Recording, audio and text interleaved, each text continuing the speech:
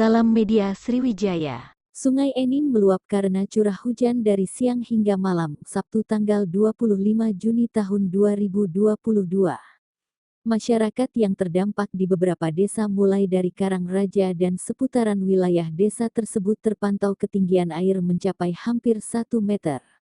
Linda, salah seorang warga Tanjung Enim, kepada media ini membenarkan hujan seharian sehingga air sungai meluap. Saya sendiri ketiduran malam, tahunya pagi sudah banjir, ujar warga yang tinggal di sekitar bantaran Sungai Enim ini. Intensitas hujan yang tinggi mengakibatkan ratusan rumah terendam banjir di sejumlah wilayah di Kecamatan Lawang Kidul, Kabupaten Muara Enim.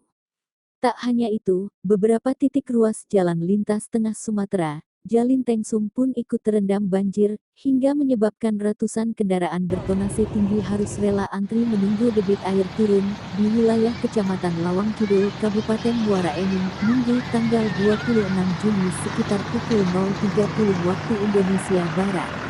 Dari informasi yang berhasil dihimpun di lapangan, banjir mulai mengenangi pemukiman warga sekitar pukul 0.30 waktu Indonesia Barat di beberapa kecamatan Lawang Kidul dan sebagian kecamatan Muara Enim.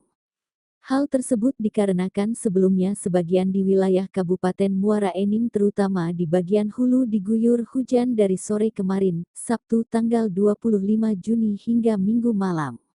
Akibat intensitas hujan yang cukup tinggi hingga membuat sejumlah anak sungai dan Sungai Enim meluap hingga menyebabkan banjir yang merendam pemukiman di beberapa wilayah Kecamatan Lawang Kidul seperti di Talanggabus, Desa Keban Agung, Desa Lingga, Desa Tanjung Raja dan sekitarnya.